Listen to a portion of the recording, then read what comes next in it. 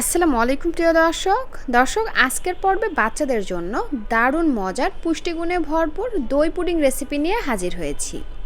এই একটি খাবার থেকে বাচ্চারা কয়েকটি খাবারের পুষ্টি উপাদান একত্রে পেয়ে যাবে। এজন্য এই খাবারটি কিন্তু বাচ্চাদের জন্য পুষ্টির একটি প্যাকেজ। বাচ্চাদের যেমন দ্রুত ওজন বৃদ্ধিতে এই পুডিংটি কাজ করবে, তেমনি বাচ্চাদের স্মৃতিশক্তি বাড়াতে অর্থাৎ শেখা বা মনে রাখার ক্ষমতাও বাড়াবে। একই সাথে বাচ্চাদের দাঁত, হাড় এগুলোও মজবুত করতে সাহায্য করবে এবং বাচ্চাদের রোগ প্রতিরোধ ক্ষমতা বাড়াতেও সাহায্য করবে। এবং এই পুডিংটা অনেকটা সফট এবং নরম হওয়ার কারণে আপনারা কিন্তু 8 মাস থেকে যে কোনো বয়সী বাচ্চাদেরকে এই পুডিংটি তৈরি করে খাওয়াতে পারবেন। তো চলে যাচ্ছি মূল পর্বে। প্রথমেই একটা ব্লেন্ডারে জার নিয়ে নিলাম, তার মধ্যে দিয়ে দিচ্ছি একটি খুব ভালো পাকা দেখে কলাটাকে আস্ত দিব না, এভাবে 2-3 টুকরা করে এর মধ্যে দিয়ে দিব।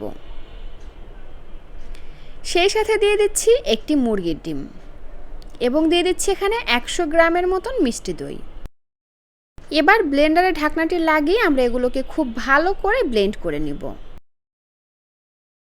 সবগুলো উপকরণ খুব ভালো করে ব্লেন্ড করে একটা সাইডে রেখে দিলাম। এবার এই পুডিংটা আমরা এই বাটিতে সেট করব, এজন্য আমি বাটিতে একটু ঘি মেখে নিচ্ছি। আপনারা চাইলে এখানে ঘিয়ের পরিবর্তে তেলও দিতে পারেন। এই তো ভালোভাবে মাখিয়ে নিয়েছি। এবার এই মিশ্রণটি দিয়ে দিচ্ছি, আর এই যে দেখুন কত সুন্দরভাবে এগুলো ব্লেন্ড হয়ে গেছে। তো এই তো বাটির মধ্যে মিশ্রণটি নিয়ে চলে যাচ্ছি চুলায়। আগে একটা পাত্রে আমি এখানে কিছুটা পরিমাণে পানি দিয়ে দিয়েছি এবং একটা স্ট্যান্ড বসিয়ে দিয়েছি, তার মধ্যে বাটিটা দিয়ে দিলাম।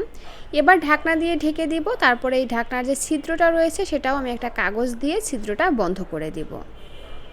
চুলার আঁচ মিডিয়াম এবং লোয়ের মাঝামাঝি রেখে এগুলোকে আমি 5 থেকে 7 মিনিটের মতন সিদ্ধ করে নিব, অর্থাৎ জাল করে নিব। দর্শক, পুডিং তৈরি হয় ভাপে এবং লো হিটে, যার ফলে ডিম, মিষ্টি দই এবং কলার পুষ্টিগুণ থাকবে বিদ্যমান। তো যাই হোক, এই যে দেখুন আমাদের কিন্তু 5-7 মিনিট পরে ফিরে আসলাম, আর এখন কিন্তু পুডিংটা ভালোভাবে সিদ্ধ হয়ে গেছে।